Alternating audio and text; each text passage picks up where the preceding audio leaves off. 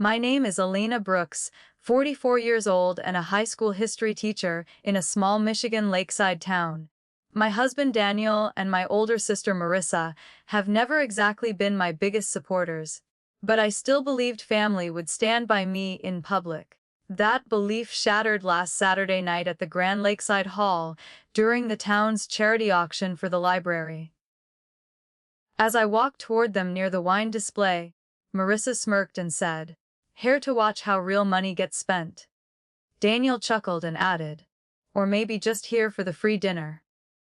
In that moment, every eye seemed to turn toward me, waiting to see if I'd break. Before I continue my story, tell me where you're listening from and hit subscribe if you've ever been humiliated by the people who should protect your dignity. My face felt hot, though the air in the hall was cool from the overhead vents. The golden light from the chandeliers seemed harsher now, highlighting the curve of Marissa's grin. I could smell her perfume. Sweet, overpowering, clinging to the air between us. Daniel swirled the wine in his glass, as if my presence was nothing but background noise. I swallowed, forcing a smile I didn't feel. The velvet fabric of my dress brushed against my palms as I clasped my hands together. The chatter around us filled the space, but my ears caught only their voices. A few donors glanced my way, curiosity flickering in their eyes before they looked back at the stage. The MC's voice boomed through the speakers, announcing the next lot up for bid. Applause rippled through the room, but my pulse stayed tight. I stepped back, blending into the crowd. The stem of my wine glass was cool between my fingers. The sip I took was tart, cutting through the dryness in my throat. Across the hall, the jazz trio played a slow, low tune. The notes curled through the air, mixing with the scent of oak barrels from the wine display. I felt both invisible and exposed. A strange, stinging mix. My eyes swept the room, landing on the mayor near the front row. His posture was confident, his handshake warm as he greeted another guest. I knew him from years ago, when he was just Josh Whittaker, the sophomore who struggled with history essays and sat in the back row. Now, he wore a tailored suit and carried the kind of influence that could shift an entire evening. For a brief second, his eyes met mine. Recognition flashed there. Marissa leaned toward Daniel, whispering something that made him laugh again. The sound was sharper this time, almost deliberate. My chest tightened. I thought about walking over, saying something that would slice through their smugness. But I didn't. Not yet. I moved toward the edge of the room, near a table draped in white linen and covered with silent auction items. A framed watercolor of the lighthouse caught my eye, but my attention wasn't really on the art. My clutch felt heavier than usual, the folded papers inside pressing against the soft leather. I'd been carrying them for weeks, unsure of when, or even if, I'd use them. A waiter passed with a tray of champagne flutes. I took one, letting the bubbles rise to the surface. The crisp scent made me think of New Year's Eve's past, back when family celebrations felt genuine, before the cracks showed. I could almost hear my father's voice, reminding me that respect isn't given, it's earned. And sometimes, it's taken back. The mayor was only a few yards away now, speaking to a woman in a navy dress. My feet itched to close the distance. I pictured myself leaning in, speaking softly, watching his expression change. But the timing had to be perfect. Too soon, and it would look petty. Too late, and the moment would slip away. Marissa's laughter rang out again, slicing through the music. Daniel's voice followed, lower but no less smug. I felt the familiar pull to retreat, to let it go. That's what they counted on. That's what they'd come to expect. And maybe, until tonight, that's who I'd been. But something shifted as I took another sip of champagne. The bubbles popped sharp on my tongue, grounding me. I set the glass down, the bass tapping softly against the tablecloth. My fingers found the edge of my clutch. The papers were still there, waiting. I imagined the words I would speak. Simple, precise. Enough to open a door I knew they'd want to keep locked. Enough to tip the balance without ever raising my voice. The auctioneer called for silence, introducing the mayor to the stage. Applause swelled as he stepped up, scanning the room. He started his remarks, thanking donors, praising the library's mission. I listened, but my focus was on the moment after he stepped down. When I could intercept him, away from the microphone, away from the cameras, I could feel my heartbeat in my fingertips. The hall felt smaller, the air thicker. My breathing slowed, deliberate. I was already rehearsing the short walk, the polite greeting, the whisper that would travel farther than any shout. But that wasn't the worst part of the night. The worst part was knowing they believed I would keep playing the part they'd written for me. The silent one, the easy target, the woman who swallows humiliation whole. They were wrong. So, what do you think happened after I finally crossed the room to speak to the mayor? Tell me where you're listening from and what time it is there. I read every single comment. The scent of oak and wine in the auction hall pulled me back to a different kind of wood. Our parents' lake house deck, sun warmed and splintered under bare feet. Summer afternoons in Michigan felt endless then. Marissa and I would sit side by side, legs dangling over the edge, our fishing lines barely touching the water. She was 3 years older, already talking about the city life she planned to have. I just wanted to read in the shade. Back then, she called me Lenny, a nickname soft enough to feel like love. She would braid my hair, tie it with bright ribbons from the 5 and dime store. We shared secrets and whispers after lights out, giggling under the quilt our grandmother made. I believed those moments meant we'd always be allies, but people change. Or maybe they just show you who they've been all along. When our father died, the house felt colder, even in July. The scent of his aftershave lingered in the hallway for weeks. Marissa arrived in black heels, phone pressed to her ear, already talking about responsibilities and liquidating assets. I was still holding the funeral program when she slid the property deed across the table. "You don't even live here anymore, Lenny," she said, voice calm but eyes sharp. "It makes sense for me to handle it." I remember the paper feeling heavier than it should. My fingertips caught on the embossed seal. The lake shimmered outside the window, unaware it was about to lose us. I didn't sign that day. Instead, I drove back to my small house, the smell of coffee from the travel mug filling the car. For weeks, her calls came daily, sometimes twice. Each time, her tone shifted. Sweet, persuasive, then clipped, impatient. Daniel thought she was being practical. He told me, over the hum of the dishwasher, that keeping the house was sentimental, not smart. His hand rested lightly on my shoulder, but it felt like a weight pushing me forward toward something I didn't want. Eventually, I gave in. We signed the sale papers in her office downtown. The leather chair creaked under me as I wrote my name, each letter smaller than the one before. Outside, traffic roared. Inside, she smiled and tapped the folder closed. I told myself it was just property, just wood and nails. But when the lake house keys left my hand, something else went with them. Trust. The easy kind we'd once had.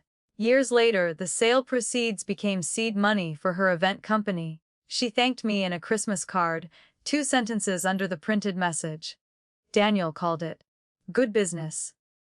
I called it a chapter closed, though it still echoed. And now, standing in that auction hall, I knew the story between us had never really ended.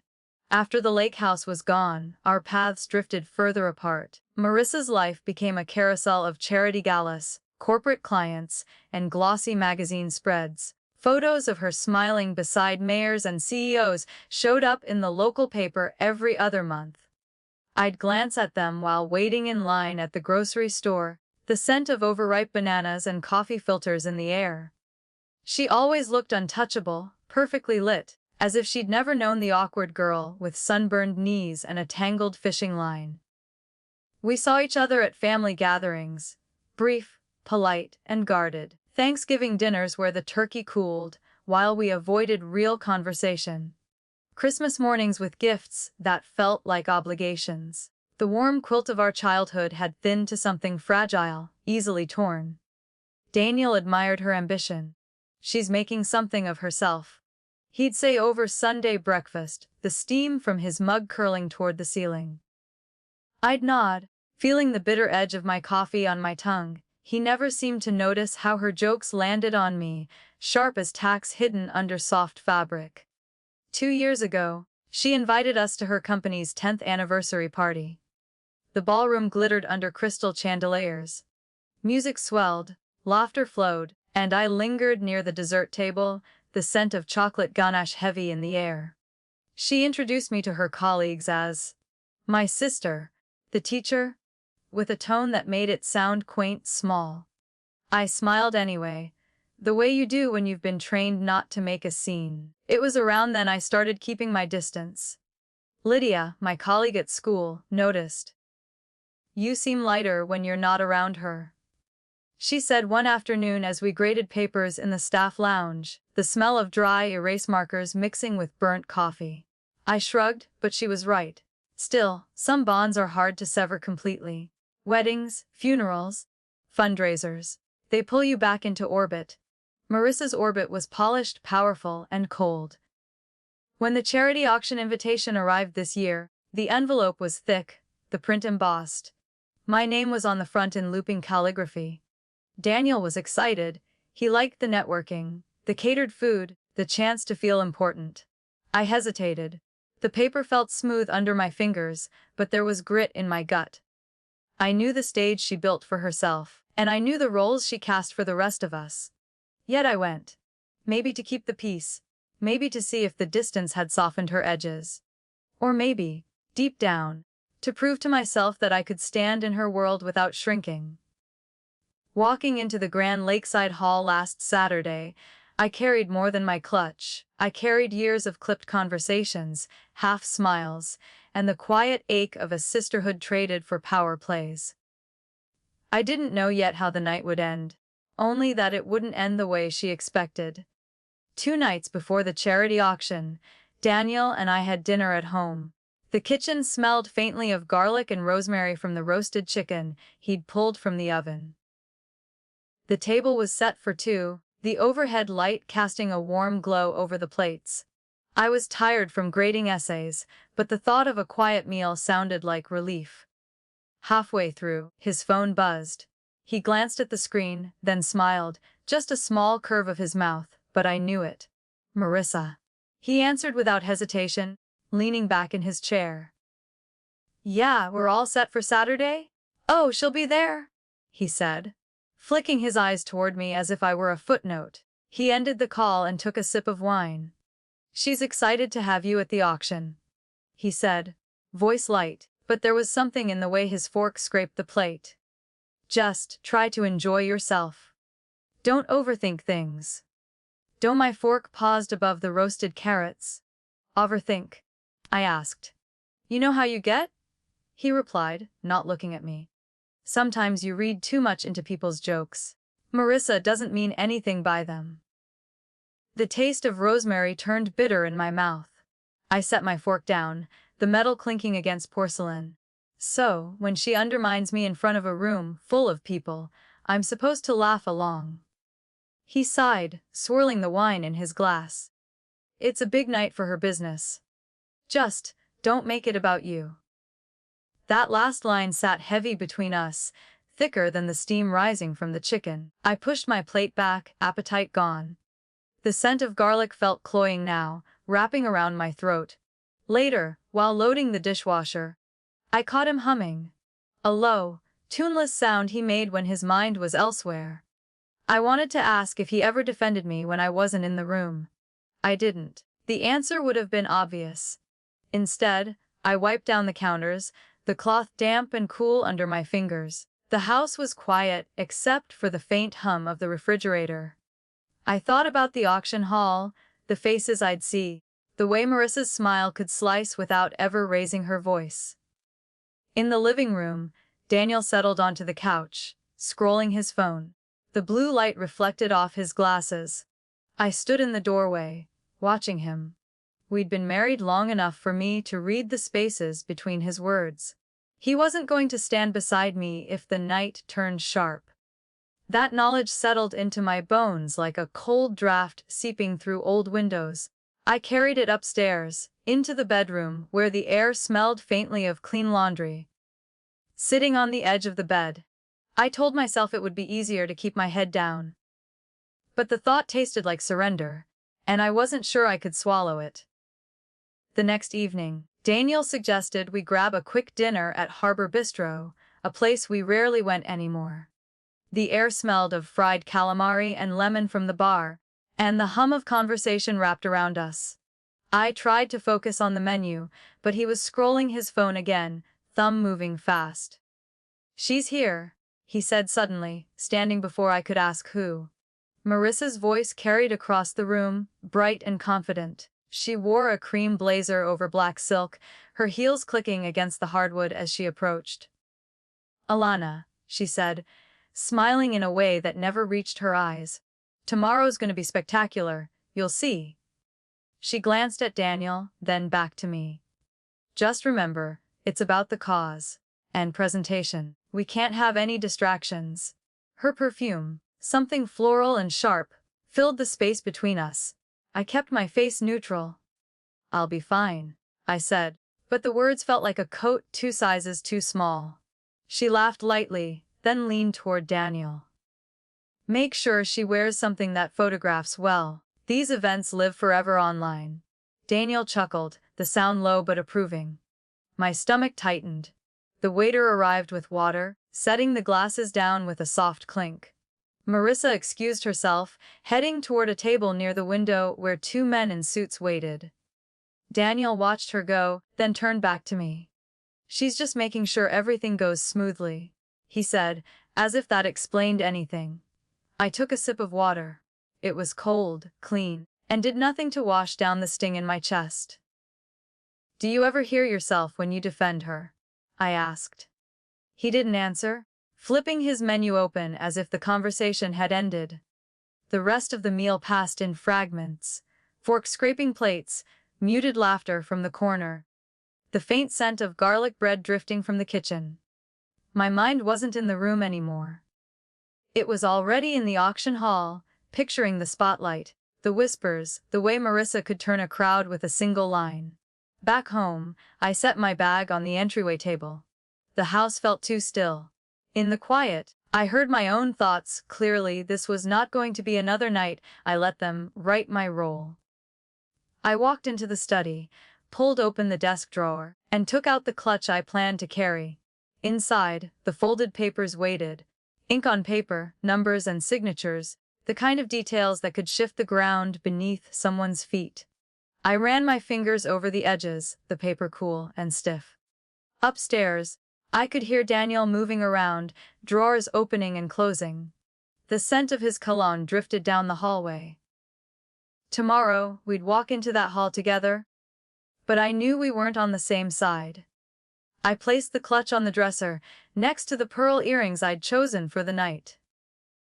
They caught the lamplight, small but luminous. A reminder that even the quietest things can shine when the moment is right. The morning before the auction, the teacher's lounge smelled of burnt coffee and dry erase markers. Lydia waved me over from the corner table, her laptop open, a folder beside it. Her eyes darted toward the doorway, then back to me. "I need you to look at something," she said, her voice low. I sat across from her, the vinyl chair squeaking under my weight. She slid the folder toward me. "It's the vendor contract for the library auction," she explained. "I'm on the fundraising committee this year." Something feels off. The paper was crisp, the black ink clean against the white. At first glance, it looked standard: catering costs, decor expenses, venue fees. But the numbers under event coordination made me pause. 30% higher than the average bid for similar events. My eyes caught a line item for special consultation at a rate that made my stomach tighten. "Who's the vendor?" I asked, though I already suspected. Lydia hesitated. "Lane Events," she said almost apologetically. "Marissa's company." "Of course." I flipped to the back, scanning the payment schedule. The deposit had been wired 2 weeks before the bidding closed. A direct violation of the committee's own rules. My thumb pressed into the paper, leaving a faint crescent mark. Has anyone else seen this? I asked. Not yet, she said. The committee chair trusts Marissa. Everyone does. But if these numbers are inflated... She let the thought trail off. I leaned back, the chair tipping slightly. The hum of the vending machine filled the pause between us. My mind replayed every smirk, every polished jab from my sister. The image of her leaning toward Daniel at the bistro last night sharpened in my memory. This isn't just sloppy, I said finally. It's deliberate. Lydia's expression hardened. I thought you should know before tonight. If you bring it up, though you know the kind of backlash you'll get. I did. The town adored Marissa's events. Questioning her meant questioning the image she'd built, and people didn't like their heroes tarnished. Still, the numbers on the page were facts. Facts didn't flinch. The bell rang, signaling the end of the period. Teachers shuffled in and out, their voices mixing with the smell of reheated soup from the microwave. I slid the folder back toward Lydia. Can you send me a copy? She nodded, already opening her email.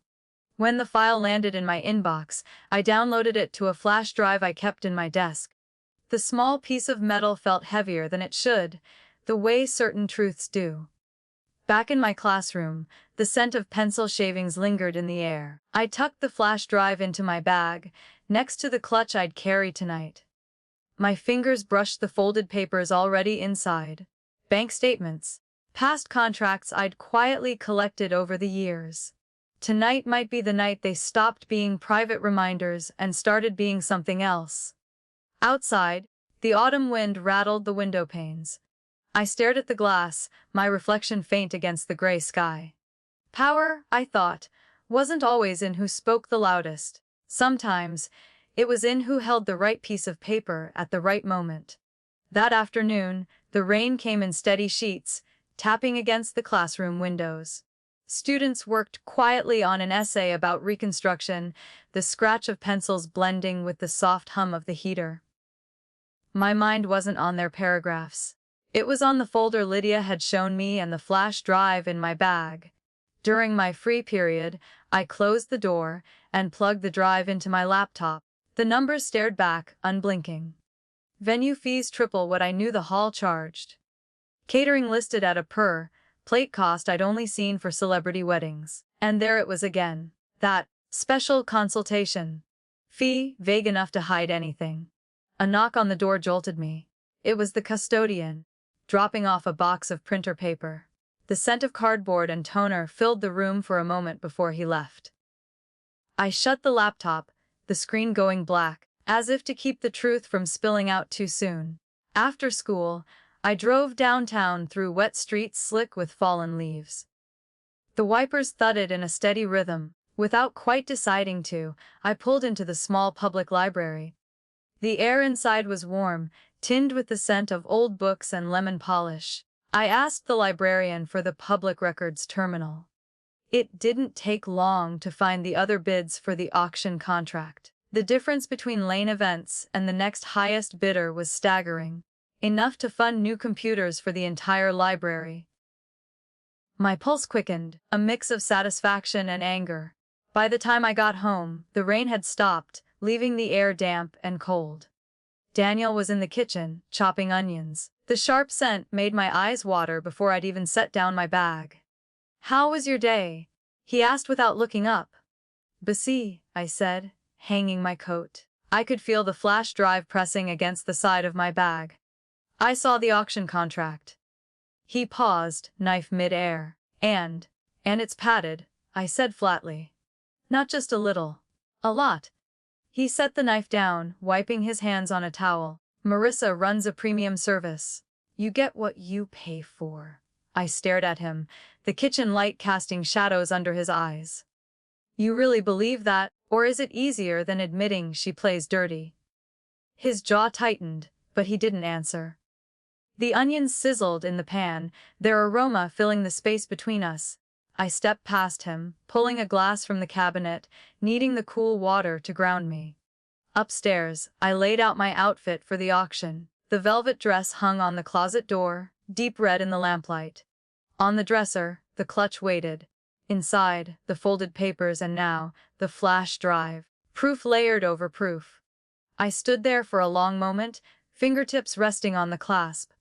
The house was quiet except for the faint murmur of the TV downstairs. Tomorrow night, the hall would be full of light and laughter. But somewhere between the speeches and the applause, there would be a chance. A moment to slip the truth into the right hands. And when that happened, no amount of polish could keep Marissa's empire from cracking. By Friday morning, the clouds had thinned, but the air held that damp chill Michigan wears before winter. At school, the usual smiles in the hallway felt clipped. Two colleagues who normally stopped to chat hurried past with quick nods, their voices dropping as I passed. I told myself it was nothing. Everyone was busy. But the silence followed me into the lounge. The scent of burnt coffee hung in the air. A half-empty box of donuts sat on the counter, the glaze drying to a dull sheen. I poured myself a cup, the handle warm in my hand, and took a seat near the window. Through the glass, students crossed the courtyard, their breath fogging in the cold. Lydia slid into the chair across from me, a scarf wrapped snugly around her neck. "You feel it too, don't you?" she asked, keeping her voice low. I shrugged, wrapping both hands around the cup. "I'm imagining things." "No, you're not," she said. "Word gets around when you start asking the wrong questions in this town." I thought of the folder, the flash drive, the public records printout tucked away at home. Maybe I should have kept my mouth shut. I murmured. Her eyes sharpened. "And let her keep draining the library. You're not the problem, Elena." The heater clanged, pushing out a wave of warm, dry air that made the room feel smaller. Across the lounge, two other teachers glanced our way, then looked down quickly. Lydia noticed, her lips pressing into a thin line. After lunch, I found a note in my mailbox. No signature, just a single sentence in neat handwriting. "Be careful who you trust." The paper smelled faintly of floral perfume, though I couldn't place the scent. I folded it into my pocket, the edges prickling my fingertips. That evening, I stopped by the grocery store for a bottle of wine to bring to the auction's pre-event reception. The fluorescent lights hummed overhead, casting everything in a flat glow. Near the produce section, I spotted a neighbor, Carol, someone I'd shared summer barbecues and school fundraisers with for years. She saw me, hesitated, then turned her cart down another aisle without a word. At the checkout, the young cashier scanned the bottle, the beep loud in the quiet line. "Big night tomorrow?" he asked, making small talk. I nodded. Something like that. Back home, the house smelled of laundry detergent from the dryer.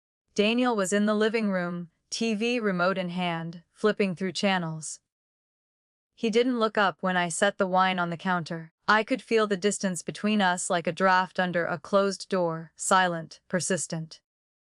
Upstairs, I found a message from Lydia on my phone. "No matter what happens tomorrow, you're not alone in this." I stared at the screen for a long moment, the blue light reflecting off the glass. In a town where silence had weight, her voice was the one I still trusted. And for now, that would have to be enough.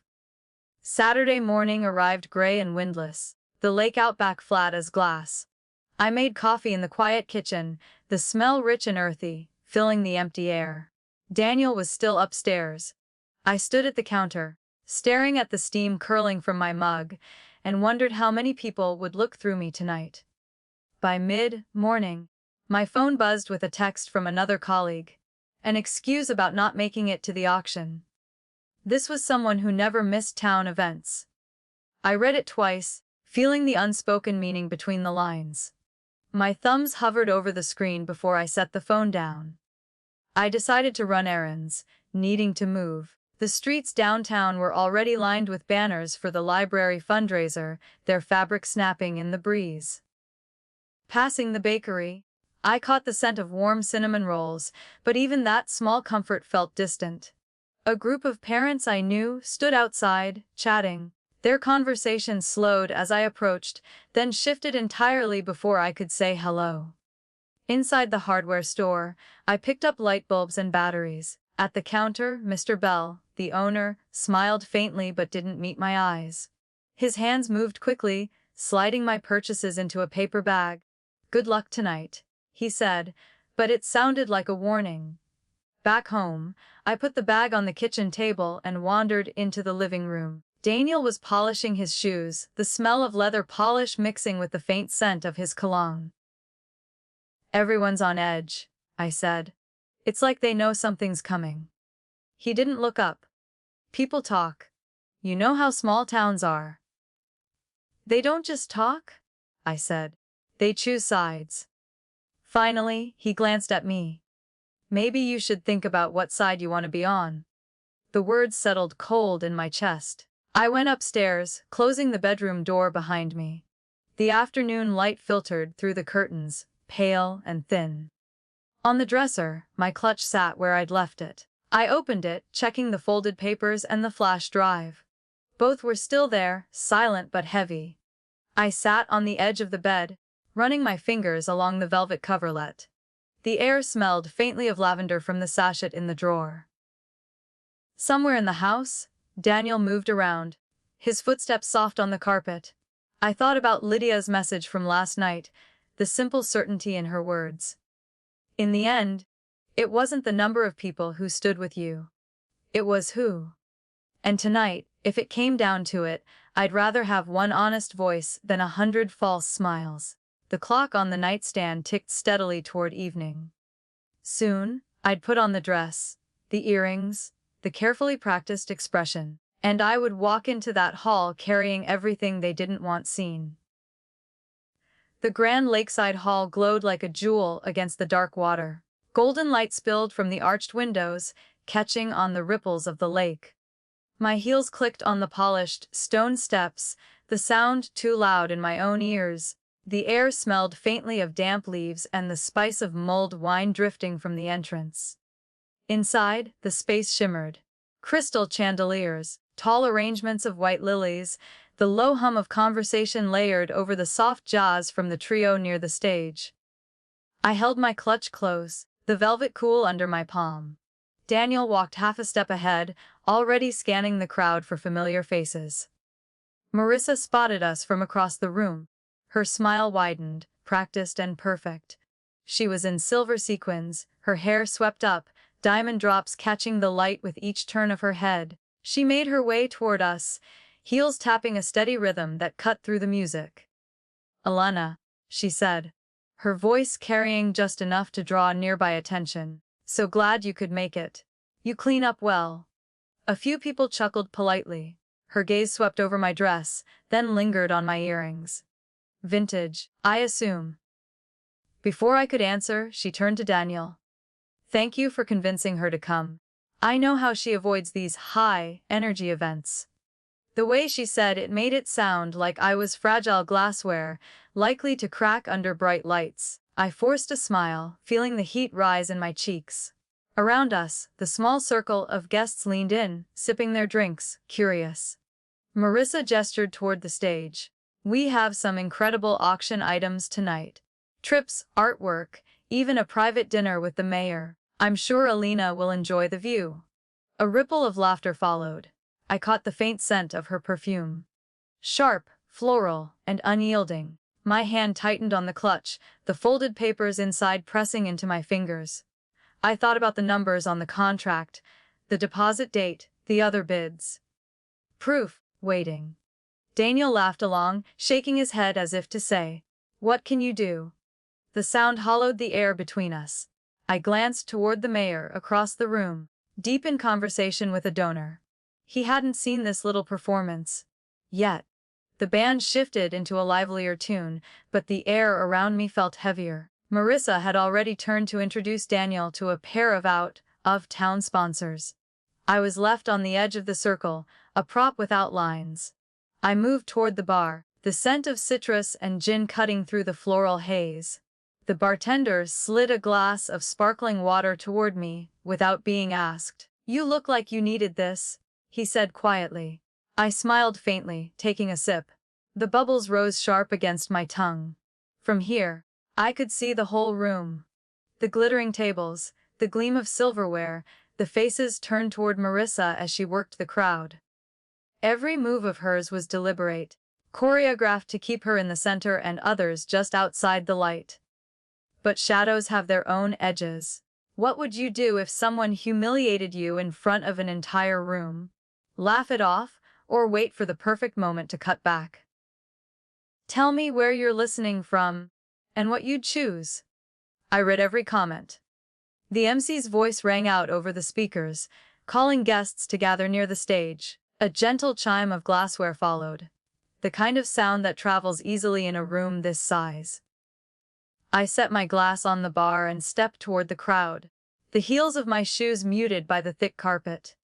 Marissa was already at the microphone, her sequined dress catching the light like shattered ice. She thanked the sponsors, her voice warm and smooth. Then, as if remembering something, she looked toward me. "And of course," she said, "a special welcome to my sister, Elena. She's a teacher at our local high school. She doesn't get out much, so let's make her feel at home." A smattering of laughter rippled through the room. My stomach tightened, and I could feel the weight of eyes turning in my direction. Someone near the front whispered something to their neighbor, and I caught the faint scent of champagne drifting from their table. Marissa tilted her head, smiling at me. "Maybe tonight we can convince her to bid on something. She might surprise us all." It was meant to sound light, playful even, but I heard the undercurrent, framed as a joke, dressed in glitter, yet designed to shrink me. The applause that followed felt thin, perfunctory. I stood there, hands folded over my clutch, the velvet warm from my grip. Daniel stood beside Marissa on the stage, nodding along, smiling in a way that made it seem like he was in on the performance.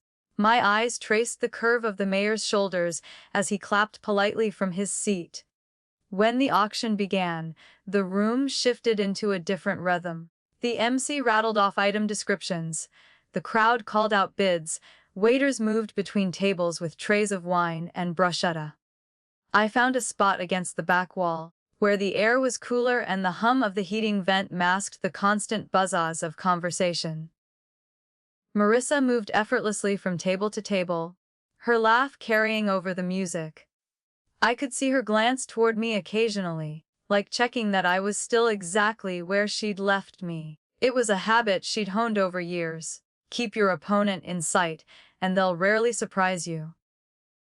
A waiter offered me a plate of appetizers. I took one just to keep my hands busy.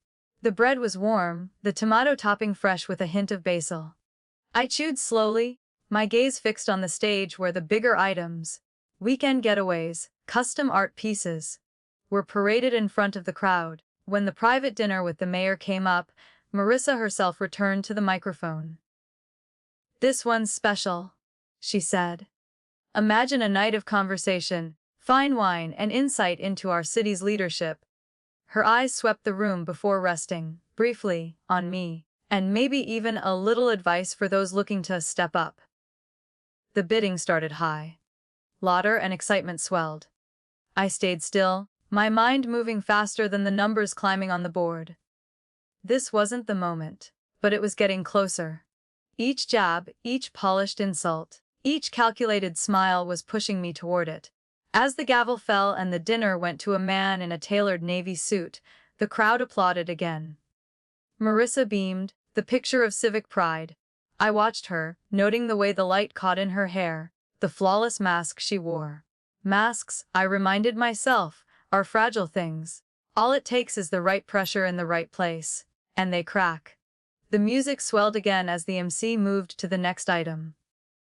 I shifted my weight, my hand brushing the edge of the clutch. Inside, the truth waited, quiet, patient, inevitable. The crowd's applause for the latest auction item was still fading when my phone buzzed. I slipped it from my clutch, the velvet brushing against my fingertips. Lydia's name lit up the screen with a short message: "Check your email." Now, I moved toward the far corner of the hall, away from the tables and the sharp scent of champagne. The band was playing a slow tune now, soft enough that I could hear the faint tap of my heels on the marble floor. I opened my email. A new message sat at the top, subject line: You need to see this before it's too late. My thumb hesitated for just a second before tapping it open. Attached were scanned invoices. Marissa's company billing for consulting hours. Weeks before the auction committee had even finalized the vendor list. Another file showed internal committee notes, the handwriting clearly stating that all payments were to be made after contracts were signed. I knew that handwriting.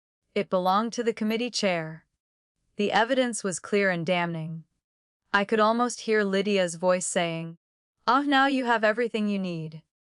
The paper trail was tidy, but greed has a way of leaving its fingerprints everywhere. I glanced toward the center of the room. Marissa stood with the mayor, her hand lightly touching his arm as she spoke. They both laughed at something, the kind of laugh that carries, even without words. My grip on the phone tightened. The heat in my chest rose, pulsing with each beat of the music. Daniel was nearby, talking to a man I didn't recognize, his posture relaxed. I wondered if he would still look that way if he knew what I was holding in my hand. The screen dimmed, and I locked the phone, sliding it back into the clutch with the printed contracts and the flash drive. All of it together was more than enough to start a fire. A waiter passed with a tray of desserts. Small tarts dusted with powdered sugar. I took one, more for the cover than the taste. The sweet lemon filling barely registered on my tongue. My mind was already mapping the next steps, when to approach the mayor, where to stand so the conversation would be private, how to say just enough to make him listen without giving away more than I intended. The lights in the hall shifted slightly, drawing attention to the stage for the next big-ticket item. My eyes adjusted, sweeping over the crowd, measuring distances. I pictured the moment. His expression changing, the way the chatter around us would slow, the ripple moving outward until it reached her. I thought of the lake house keys leaving my hand years ago, of signing papers I didn't want to sign. This was the opposite of that. Tonight, the pen was still in my pocket, the ink still mine to spill. Across the room, Lydia caught my eye. She gave the smallest nod, almost imperceptible. It was enough to steady me. The hall's air was warm, scented with lilies from the tall centerpieces, but I felt a clarity cut through it, sharp and cool. I didn't know yet if the night would end with confrontation or quiet retreat. But I knew the truth had shifted weight in my hands, and I was no longer just carrying it. I was ready to use it. The rest of the auction blurred, each item paraded on stage like a scene in a play I'd stopped following. My attention kept circling back to the clutch in my hand, the weight of the papers and flash drive like a heartbeat I could feel through the velvet.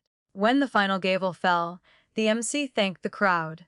Applause swelled and broke into a scatter of conversations, chairs scraping back against the carpet. Waiters appeared with fresh trays of wine, the air shifting as people stood and mingled again. I stayed near the back, watching the mayor shake hands with a cluster of donors. I waited until Marissa was occupied across the room, her silver dress catching the light as she posed for photos. She tilted her head just so, the flash from the camera bouncing off her diamond earrings. It was her favorite part of any night. The moment when every lens was turned her way. Lydia moved closer, carrying a half-empty glass of water. "You have a window," she murmured, her voice low enough for only me to hear. I glanced at the mayor again. He had stepped away from the group, heading toward the bar. The lighting was softer there, shadows pooling near the edges of the room. I followed, weaving between clusters of guests, the murmur of their conversations brushing past like shifting currents. At the bar, the mayor ordered a club soda. His voice was deeper than I remembered, but the smile he gave the bartender was the same boyish one from my classroom years ago. I waited until his drink was in hand before stepping up beside him. "Josh," I said quietly. He turned, his brows lifting in recognition. "Elena, it's been years." "Too many," I said, offering a small smile. "I won't keep you, but I have something you need to see." His expression shifted, curiosity edging into caution. "Now?" "Yes." "Tonight. Before anything else moves forward, I slipped the flash drive into his palm, my hand covering his for a second. It's all there. Contracts, dates, payments that don't match. Take a look when you can. He glanced toward the stage, then back at me. What am I looking at? Misuse of city funds, under the cover of a library fundraiser, I said, my voice low and steady. From Lane Events. From Marissa. His jaw tightened, though he didn't speak right away. He tucked the flash drive into his jacket pocket. I'll review it. I know you will, I said. But I needed to put it in your hands directly. A pause stretched between us, filled by the faint clink of glasses and the muted notes from the band's final set. Then he gave a small nod. Thank you for bringing this to me. I stepped back, letting the crowd flow between us again. My pulse was steady now, the earlier heat cooling into something more controlled. Across the room, Marissa was still smiling for the cameras, unaware that a different kind of spotlight was already moving toward her. As I made my way toward the exit, Lydia fell into step beside me. Hell, act on it, she said, glancing over her shoulder. You could see it in his face. I didn't answer. The night air hit me as we stepped outside, crisp and carrying the faint scent of the lake. Somewhere inside, the music played on, but out here, it was quiet enough to hear the water lapping against the dock. The first move had been made. Now came the waiting. The house was dark when we returned from the auction. Daniel headed straight upstairs, his shoes thudding softly against the carpeted steps. I lingered in the hallway, the quiet pressing in, the faint scent of his cologne still hanging in the air. In the kitchen, I set my clutch on the counter. The velvet looked darker under the dim light, the metal clasp cool beneath my fingertips. I poured a glass of water, the faucet hissing in the stillness, and drank it slowly, letting the cold slide down my throat. Through the window above the sink, the lake was a dark sheet, rippling under the pale glow of the moon. I could see the reflection of my own face in the glass. Eyes sharper than I remembered. Tonight had shifted something. Upstairs, the sound of drawers opening and closing drifted down the hall. Daniel was moving with the deliberate slowness he used when he didn't want to talk. I left the kitchen light on and went into the living room. The scent of the lilies from the auction lingered faintly in my hair. Sweet but cloying now. I sat on the couch, tucking my legs under me. The events of the night replayed in flashes, Marissa's smile at the microphone, the ripple of laughter, the mayor's eyes when I pressed the flash drive into his hand. Lydia's nod from across the room. The way the air had felt heavier after. The clock on the wall ticked steadily toward midnight. I switched on the lamp beside me, its warm light spilling over the coffee table. My clutch still sat in the kitchen, but the weight of it remained in my chest. I wondered if Josh had already looked at the files, if his expression had changed the way I'd imagined it would. The refrigerator hummed, then clicked off, leaving the house in deeper quiet. I leaned back, closing my eyes for a moment. Sleep wasn't coming. My mind kept circling the same questions. What happens when the truth lands? How far will she push to protect her image? How far am I willing to go to stop her? The floor was cool under my feet as I crossed to the bookshelf. My fingers skimmed the spines, pausing on an old leather-bound notebook. My father's. Inside were his neat notes, written in blue ink, each page smelling faintly of cedar. In the margins, he'd written reminders about fairness, about standing your ground. I sat back down, the book open in my lap. Outside, the wind picked up, rattling the branches against the siding. Somewhere upstairs, Daniel shut a drawer with a soft thud. The sound made me wonder what he'd say if the story broke tomorrow. Whether he'd stand beside me or step away. The night stretched on, each minute slower than the last. I stayed in the living room, watching the light shift across the floor as the moon moved. When the furnace kicked on, the warm air drifted over my legs, but it didn't reach the chill sitting in my chest. By the time the clock struck 1, I knew sleep wasn't coming, and maybe that was fine. Some nights aren't meant for rest. At 1:15 a.m., I gave up on the couch and moved to the kitchen. The light over the sink cast a small circle on the countertop, leaving the rest of the room in shadow. I filled the kettle, the sound of water rushing against metal sharp in the quiet. A cup of tea wouldn't fix the weight in my chest, but it would give my hands something to do. The kettle's whistle rose, thin and insistent. Steam curled upward, carrying the faint scent of chamomile. I poured slowly, watching the pale liquid swirl, the heat fogging my glasses for a moment. Leaning against the counter, I let the mug warm my palms. I thought about the mayor. Whether he was still awake, whether the flash drive sat untouched in his jacket or already plugged into his laptop. I imagined him scrolling through the documents, his expression shifting with each page. I wanted to believe he'd act quickly, but I also knew politics often moved in careful, calculated steps. In the hallway, the grandfather clock chimed softly. The sound pulled me back to winter evenings at the lake house, when the same chime meant my father would soon close his book and say it was time for bed. The memory was warm, but it carried the achy of what had been lost. I carried the tea into the study, flicking on the desk lamp. The golden light fell across stacks of papers, pens in a chipped mug, and the small wooden box where I kept personal letters. I pulled it closer, lifting the lid. Inside were a few postcards from old students, a dried sprig of lavender from my mother's garden, and a folded note from Marissa, written years ago in neat, deliberate script. It had thanked me for trusting her with the family's future. The words read differently now.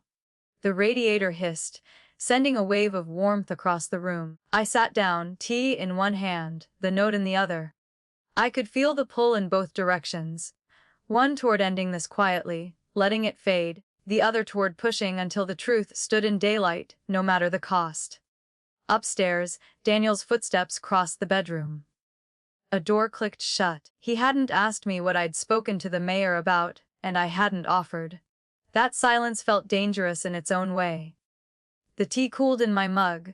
Outside, the wind pressed against the windows, rattling them in their frames. I closed the wooden box, sliding it back into its place. My eyes drifted to the clutch on the corner of the desk, still holding the printed contracts and my own handwritten notes. I reached for a pen, pulling a clean sheet of paper from the drawer. In slow, deliberate strokes, I began outlining everything I had: dates, amounts, names. If the mayor needed clarity, I would give it to him. If Marissa tried to twist the story, I would be ready. By the time the list was finished, the first thin line of dawn was showing at the edge of the sky. The lake outside was still, a pale mirror. I set the pen down, flexing my hand. The night hadn't given me rest, but it had given me resolve. Some decisions take days to make. Others are finished in the quiet hours before sunrise.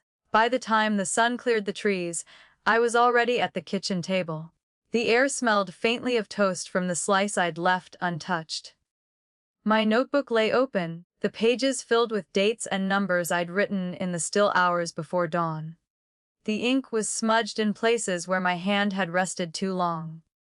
Daniel came down, dressed for the day, coffee in one hand. He glanced at the notebook, then at me. "Big plans?" he asked. "Just making sense of things," I said, closing it halfway. His gaze lingered, but he didn't press. He poured more coffee, the rich aroma filling the room, then left without another word. I opened the notebook again. The plan was taking shape in 3 parts: secure every piece of evidence, identify the right moment to act, and make sure the story reached the right ears before Marissa could spin her own version. The flash drive from Lydia was the centerpiece, but I wanted redundancy. Copies tucked away in places she'd never think to look. By mid-morning, I drove to the small print shop on Main Street. The bell over the door jingled, and the scent of ink and paper greeted me. The owner, a man in his 60s, didn't ask questions when I handed him the files. "Need these scanned and printed?" I said. "Double copies.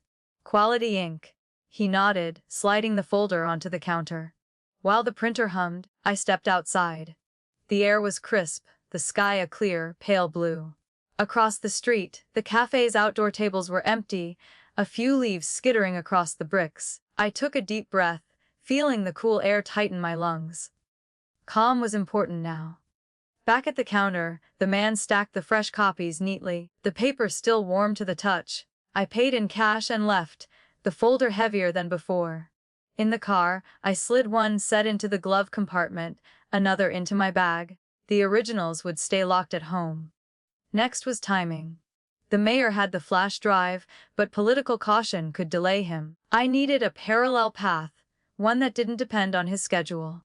A local journalist I trusted, someone who owed me a favor, came to mind. She'd covered a school program I'd organized years ago, and we'd stayed loosely in touch. Her email was still in my contacts. At home, I typed a draft message, outlining the basics without naming Marissa outright. The facts were enough to invite curiosity. I didn't hit send, not yet. The power was in having options. By afternoon, the house was quiet again. Daniel was out running errands, and I sat at my desk, the clutch beside me. I took out the pearl earrings I'd worn last night, setting them in their box.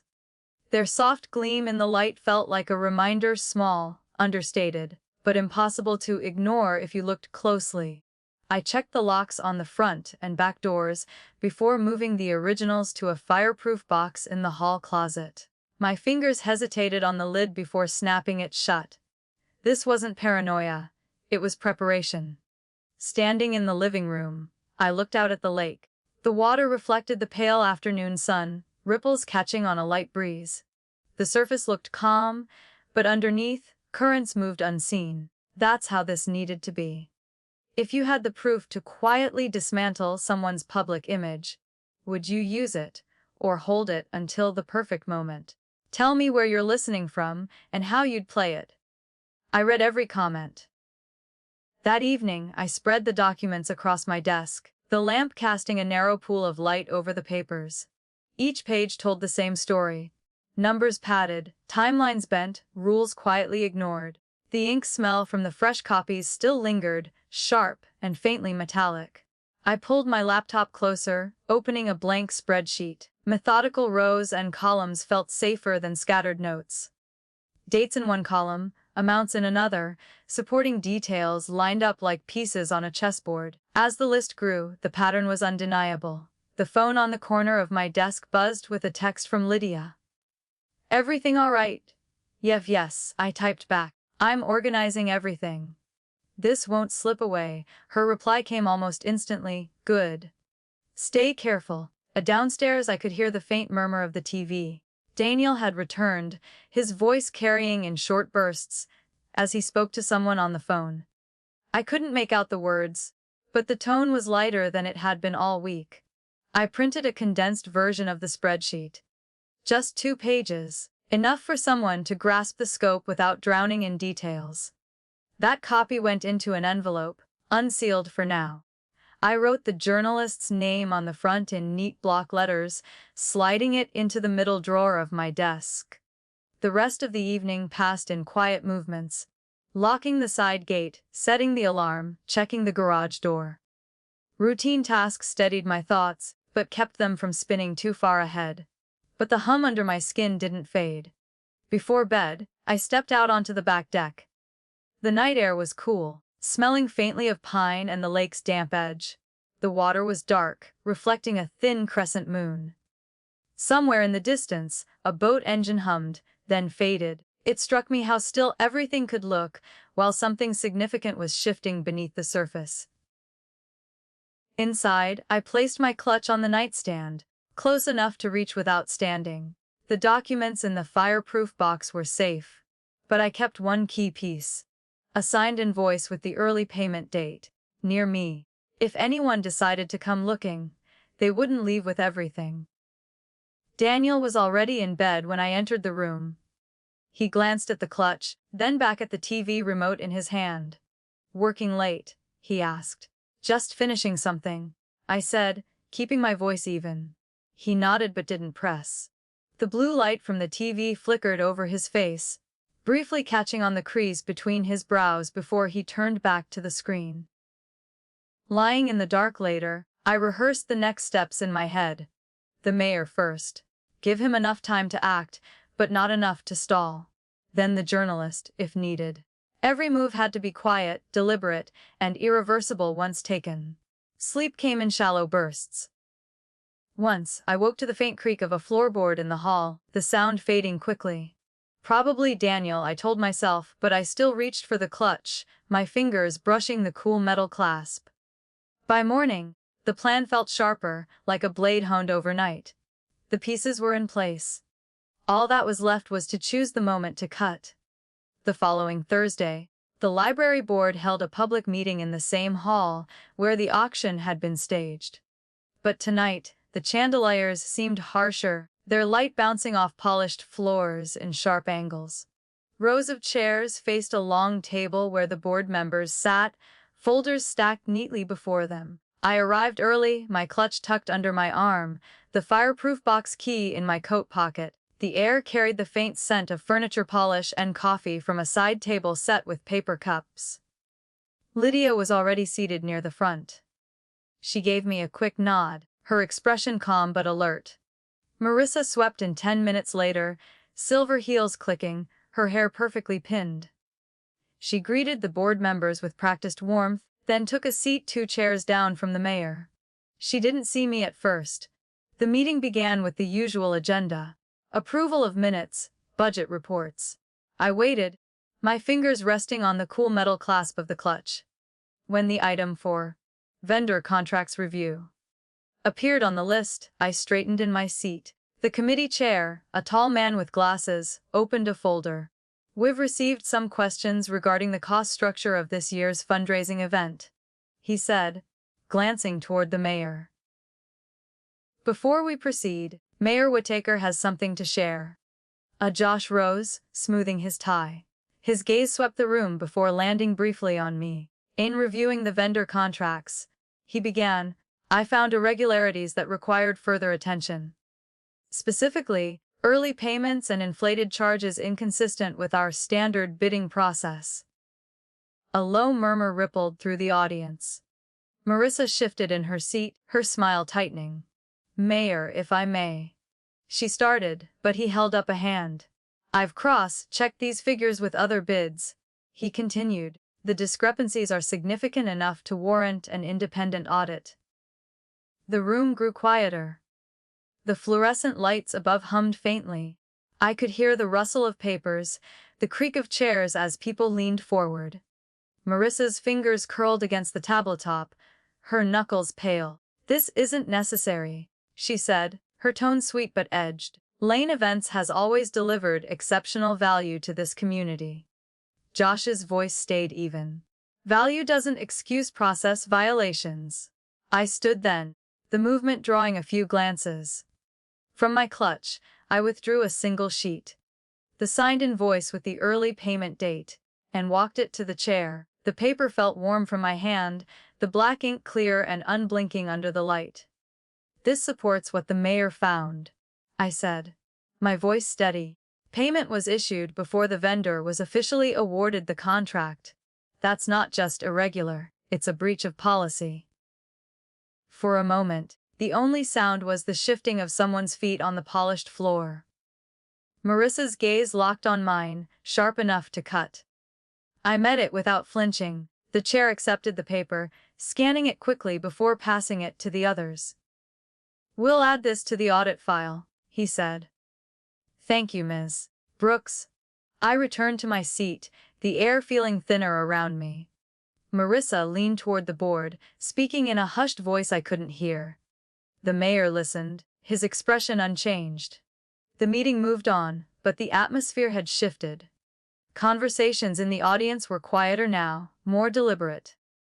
People looked at Marissa differently, their eyes measuring her in a way they hadn't before. When the session adjourned, she stood quickly, collecting her folder with sharp motions. She avoided looking at me as she left, her perfume trailing behind in a sharp floral streak. The mayor lingered, speaking with the committee chair, then gave me a brief nod as I passed. Outside, the night air was crisp, carrying the scent of the lake and distant wood smoke. Lydia joined me on the steps. "That was the first crack," she said. I nodded. Cracks spread. The next morning, my phone buzzed before sunrise. Lydia's message was short. Call me when you're up. I dialed while the coffee maker gurgled in the background, the scent of dark roast filling the kitchen. They moved fast, she said. The board voted for a full audit, and it's not just the auction. They're reviewing every contract Lane Events has handled in the last 3 years. I stood at the counter, my hand resting on the warm side of the mug. That's going to dig deep. It already is, Lydia replied. One of the members told me they've found more early payments, and some invoices that don't make sense. By noon, the first calls started coming in, not from friends, but from people who'd kept their distance for months. Neighbors, former colleagues, even a parent from my class last year. Their voices were polite but laced with curiosity, each one circling around the same question without asking it outright. Is it true? The local paper posted an article online by late afternoon. A library fundraiser audit to review vendor practices was the headline. But the photo told more.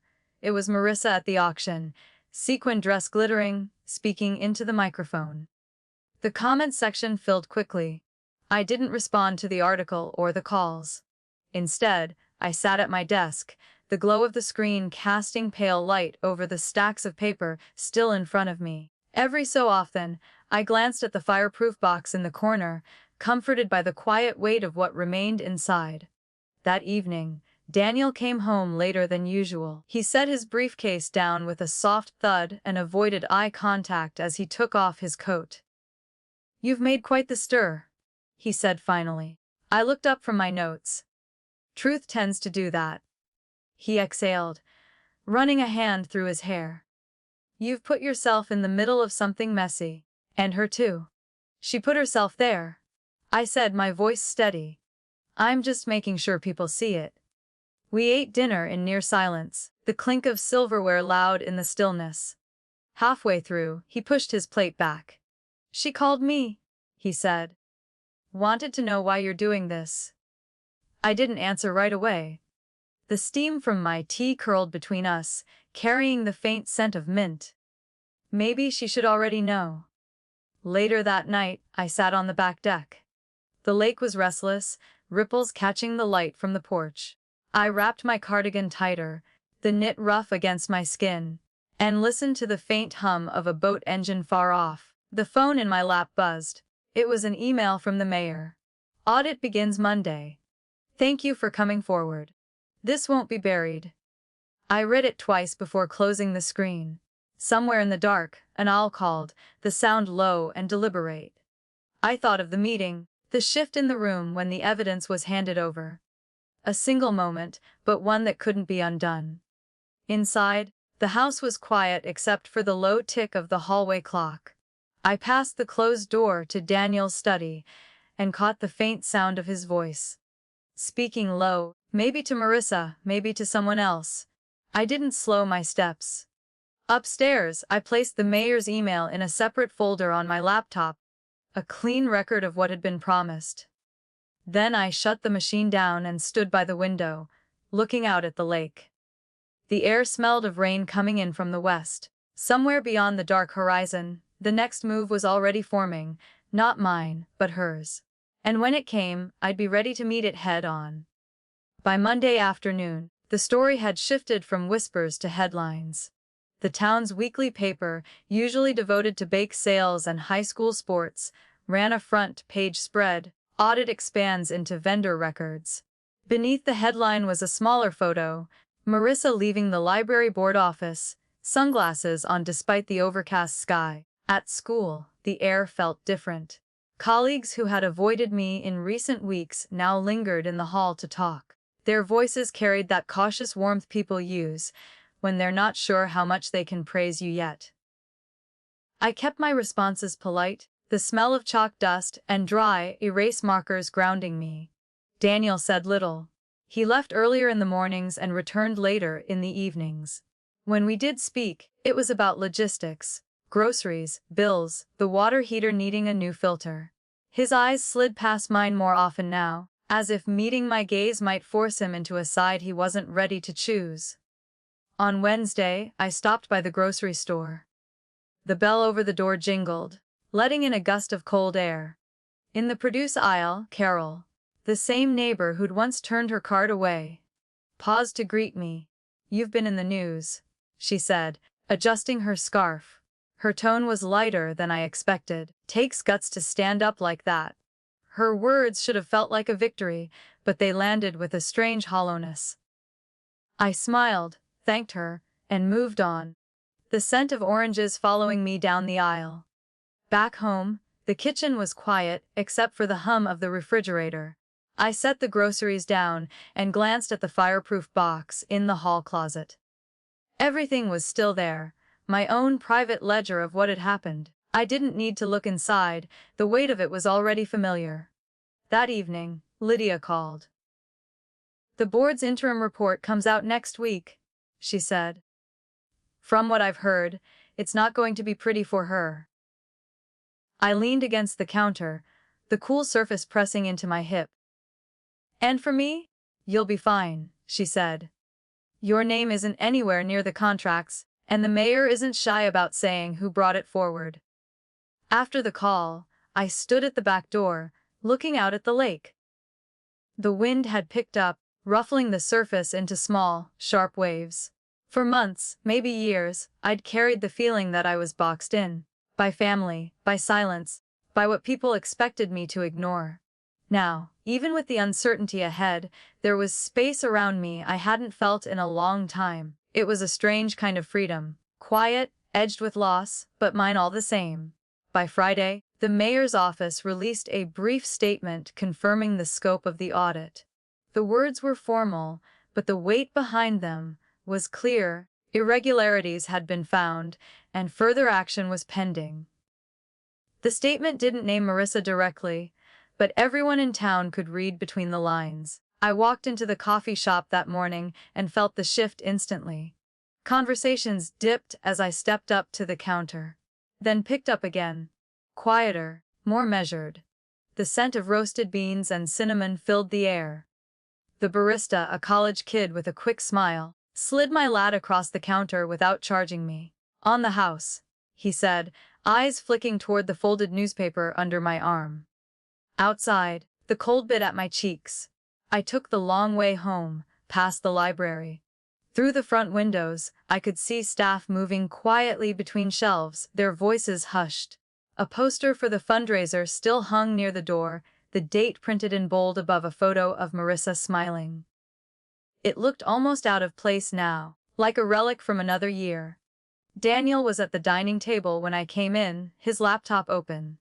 He closed the lid as I set down my coffee. "She called again," he said, not looking up.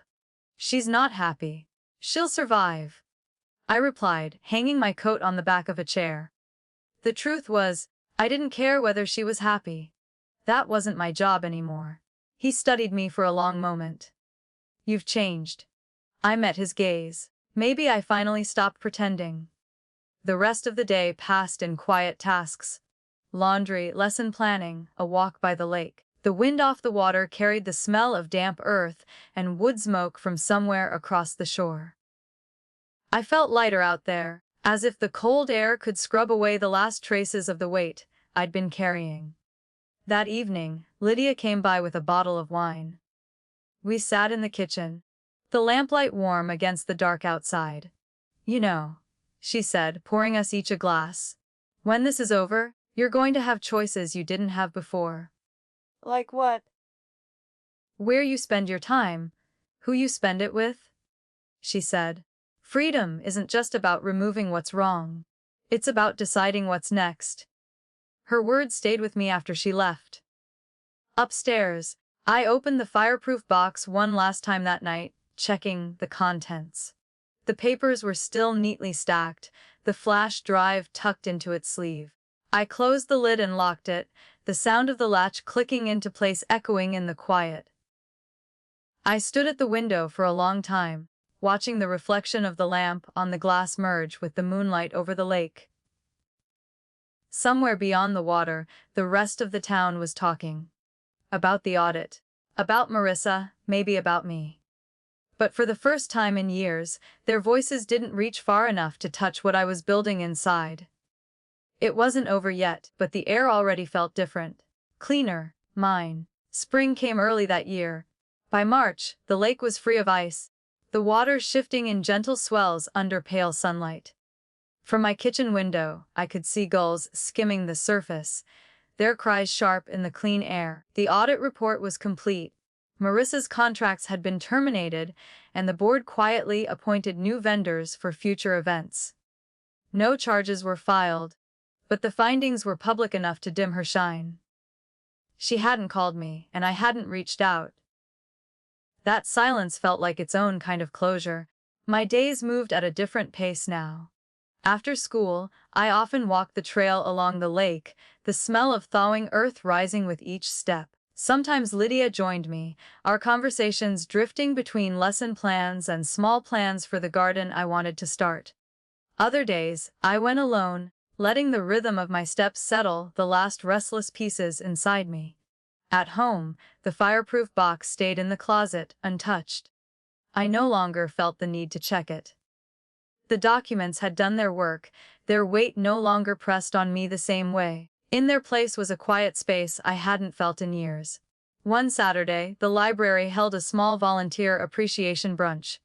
I went, not as anyone's sister or shadow, but as myself. The scent of fresh pastries and coffee filled the meeting room. The mayor stopped to thank me, his handshake firm, his smile without the guarded edge it had once carried. "The library's in better hands now," he said. I believed him. Afterward, I walked home with a paper bag of leftover muffins. The wind off the water was brisk but not biting, carrying the faint smell of pine. I thought about the months behind me, not with bitterness, but with the strange clarity that comes from seeing something through to the end. Healing, I realized, wasn't a single moment. It was the quiet accumulation of mornings without dread, of conversations without hidden barbs, of choices made without fear of someone else's shadow. A few weeks later, I stood in the backyard with a spade in hand, turning the soil for the garden. The earth was dark and damp, releasing that rich scent that only comes in early spring. Lydia arrived with a bundle of seed packets, her scarf flapping in the breeze. We knelt side by side, pressing tiny seeds into the ground, covering them gently. "I like this version of you," she said, brushing dirt from her gloves. "Rooted, but ready." I smiled, looking at the neat rows we'd made. It feels good to plant something that will grow in the open.